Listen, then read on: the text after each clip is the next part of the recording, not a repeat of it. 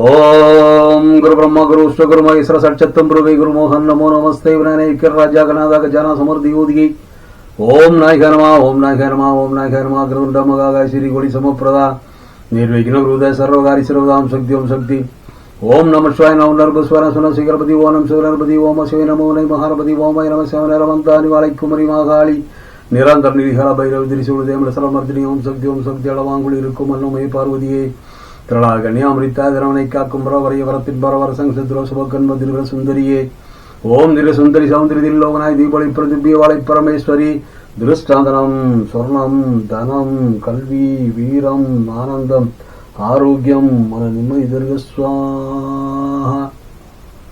அன்பார்ந்த நேயர்களுக்கு அடியனது வணக்கத்தை தெரிவித்துக் கொள்கிறேன். இந்த நிலையத்தில் உங்களுக்கு ஜோதிடம், வைத்தியம், மாந்திரிகம், ரசமணி, ராஜோஷியமை, வர்மம், யோகா, மூச்சு பயிற்சி, பிரணயாமம், தியானம், தவம் போன்ற அற்புதமான தெய்வீக சித்தர்களுடைய கலைகளை பற்றி நான் இங்கே உங்களுக்கு ஆன்மீக கருத்துக்களை சொல்கிறேன். அதை ஏற்றுக்கொண்டு நீங்களும் ஆன்மீக வழியில் சென்று ஆனந்தமாக இருப்பதற்காக இந்த நிகழ்ச்சி நடத்துகிறோம். சாஸ்திரங்களை முறைப்படி பயன்படுத்தணும் அப்படின்னு போகும்போது அது உங்கள் வாழ்க்கையில் நல்ல எண்ணங்களும் வேணும்.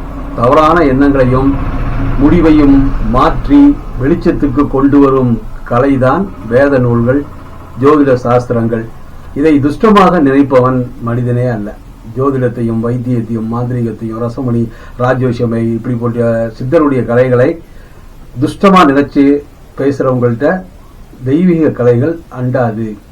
அதனால தவறான எண்ணங்களையும் முடிவுகளையும் மாற்றும் வெளிச்சத்துக்கு கொண்டு வரும் நல்ல கலைகள் தான் இந்த வேத நூல்கள், சாஸ்திரங்கள், ஜோதிடங்கள், வைத்தியங்கள். இதெல்லாம் சித்தர்கள் வகுத்து நமக்கு கொடுத்த கலைகள். இந்த கலைகளை முறைப்படி பயன்படுத்தினால் நிச்சயமாக உங்களுக்கு உடல்நலம், மனநலம், ஆனந்தம் கண்டிப்பா கிடைக்கும். அருளும் பொருளும் புகழும் கண்டிப்பா கிடைக்கும். இப்ப குடும்பத்துல கல்யாணம் பண்ணி வைக்கிறாங்க. 1000 பேர் 5000 பேர் சேர்ந்து கல்யாணம் முடிச்சு வைக்கிறாங்க. ஆனா அங்க கணவன் மனைவி ஒற்றுமை இல்லை. அதே சமயத்துல ஒருத்தருக்கு ஒருத்தர் ஸ்கூல்ல படிக்கிறாங்க, காலேஜில் படிக்கிறாங்க. அவங்கவுங்க வயசானதுக்கு அப்புறம் அவங்கவுங்க கல்யாணத்தை முடிச்சுக்கிட்டு யாருடைய ஆதரவும் இல்லாம அவங்க வாழ்ந்துட்டு இருக்கிறாங்க. கணவன் மனைவி ஒற்றுமையா இருக்காங்க. அப்ப இதுக்கெல்லாம் காரணம் என்ன? மனசு ஒருநிலைப்பட வேண்டும். கணவன் மனைவி ஒற்றுமை அப்படிங்கிறது மனசு ஒற்றுமையா இருக்கணும், விட்டு கொடுக்கிற மனப்பான்மையும் இருக்கணும்.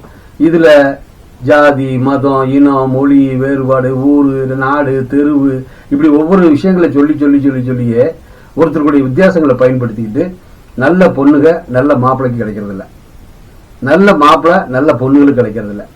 ஏன் இடம், ஏன் இது அப்படி சொல்லிட்டே நம்ம ஒருத்தருக்கு ஒருத்தர் எடுத்து பண்ணி கடைசியில் மாட்டிட்டு முடிக்கிறாங்க.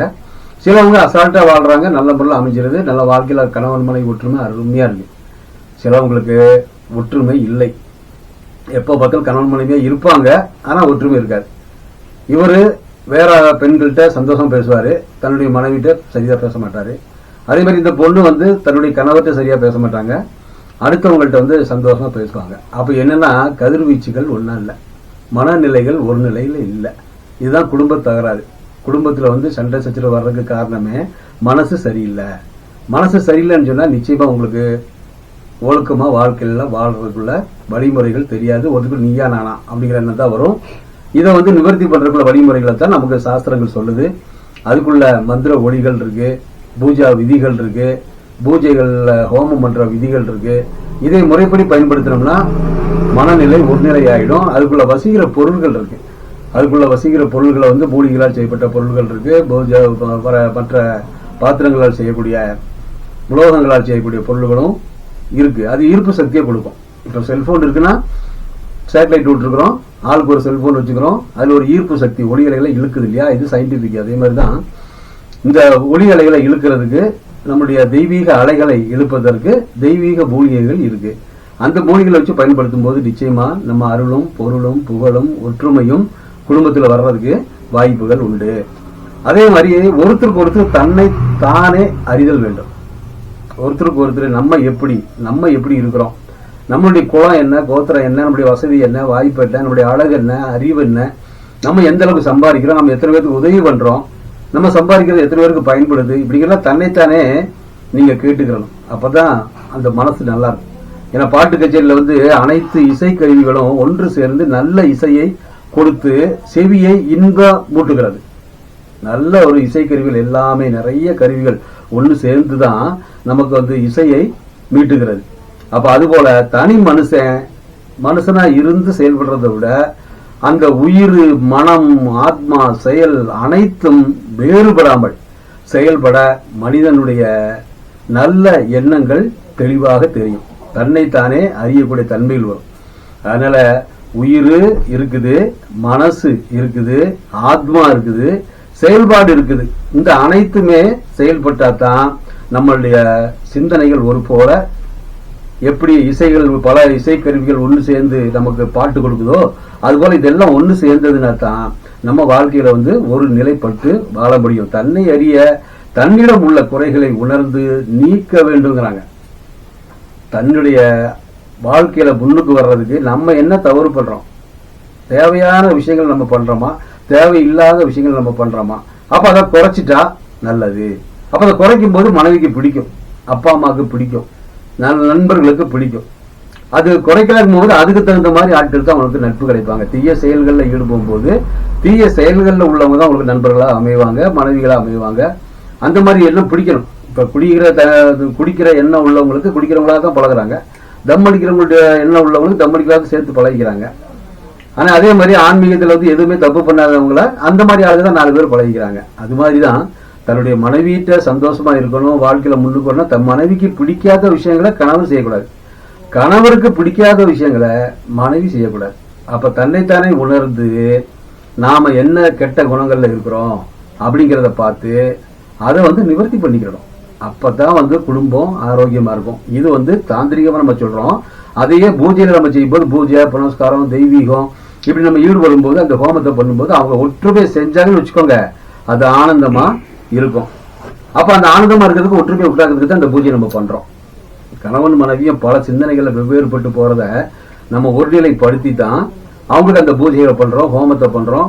அந்த பொருள்களை கையில கொடுத்து டெய்லி காலையில குளிச்சு இந்த பொட்டை வச்சுட்டு போங்க, இந்த ரட்சியை வச்சுட்டு போங்க அப்படின்னு சொல்லும் போது அவங்க 2 பேரும் ஒரு போல செஞ்சு நம்ம வாழ்க்கையில முன்னுக்கு வருவான்னு ஒரு நிலையப்படுத்தி செய்யும் போது கணவருக்கும் அந்த எண்ணங்கள் கரெக்டா இருக்கணும், மனைவிக்கும் அந்த எண்ணங்கள் இருக்கட்டும். அப்படி இருக்கும்போது ஒரு வருஷத்துக்கு நம்ம இவ்வளவு பணம் சேர்க்கணும், இவ்வளவு பொருள் சேர்க்கணும், இந்த வேலையை செய்யணும், இந்த வேலையில உயரணும், இந்த பிசினஸ்ல உயரணும் அப்படிங்கிற எண்ணம் 2 பேருக்கு ஒரு போல இருந்ததுன்னா நிச்சயமா அவங்க அருளும் பொருளும் புகழும் கண்டிப்பா பெற முடியும்.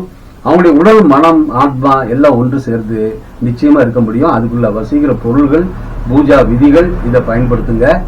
பயன்படுத்தும் போது குடும்பம் ஒற்றுமையா இருக்கிறதுக்கு வாய்ப்புகள் உண்டு. அதனால பேச நினைக்கிற விஷயங்களை அடுத்தவங்கள்ட்ட மனம் விட்டு பேசிடணும். ஒண்ணு, நம்ம மனசுக்குள்ளேயே வச்சுட்டு இருந்து அவங்க திருந்துவாங்க, அவங்க நமக்கு வந்து நல்லது பண்ணுவாங்க, அவங்க திருந்திக்குவாங்க, அவங்க நம்மளை சொல்லுவாங்க, அப்புறம் பார்த்துக்கலாம் அப்படின்னு இல்லை. நமக்கு பட்ட விஷயங்களை அப்பமே கணவர்கிட்டையும் சொல்லலாம், இல்ல மனைவி கணவர்கிட்ட சொல்லலாம். அதை ஒன்று விட்டு பேசி மகிழலாம். இப்ப ஒரு நாளைக்கு ஒரு ட்ரிப்பு பேசணுங்கிறது கூட இல்லை, ஒரு வாரத்துக்கு ஒரு ட்ரிப்பாவது உட்கார்ந்து நம்ம வாழ்க்கையில இப்படி இப்படி நடந்துக்கணும், இந்தந்த விஷயங்கள் நமக்கு வேண்டாம், இந்தந்த இவ்வளவுதான் வருமானம் வருது, இந்த வருமானத்தை வச்சு நம்ம இப்படி பண்ணிக்கலாம் அப்படின்னு 2 பேருமே கலந்து பேசணும். அதே மாதிரி குடும்பமா இருந்தாலுமே அந்த கணவன், மனைவி, பிள்ளைங்க எல்லாருமே என்னென்ன சம்பாதிக்கிறாங்க அப்படிங்கிறது தெரியணும். தெரிஞ்சு அவங்கவுங்க ஒருத்தருக்கு ஒருத்தர் உதவி பண்ற எண்ணத்துல இருந்தா பலரும் நம்மளுடைய சிந்தனைக்கு வருவாங்க. நம்மளுடைய எண்ணங்கள் வந்து வலுவா இருக்கும். அந்த வலுவா இருக்கும் போகும்போது குடும்பம் ஒற்றுமையா இருக்கும். இந்த ஒற்றுமைக்காகத்தான் இவ்வளவு விஷயங்கள் நம்ம செய்ய வேண்டியிருக்கு. அப்ப தாந்திரிகமும் வேணும், அதுக்கு தகுந்த மாந்திரிகமும் வேணும். இது 2மே இருக்கணும். இது 2மே இல்லாம முடியாது. உடல் உழைப்பும் வேணும், தெய்வத்தையும் கும்பிடணும், தேவையான விஷயங்களை வந்து சொல்லிட்டு அதை செயல்பாட்டுக்கு கொண்டு வரணும். திட்டம் தீட்டணும், செயல்பாடு வரணும். அந்த செயல்பாடு வந்துச்சுன்னா நிச்சயமா வெற்றி கிடைக்கிறதுக்கு வாய்ப்புகள் உண்டு. அதனால குடும்ப ஒற்றுமை ஏற்படுவதற்கு தகுந்த பூஜா விதிகள் இருக்கு, மந்திர ஒளிகள் இருக்கு, வசீகர பொருள்கள் இருக்கு. அதை பயன்படுத்தினா நீங்க பல மடங்கு முன்னுக்கு வர்றதுக்கு வாய்ப்புகள் உண்டு.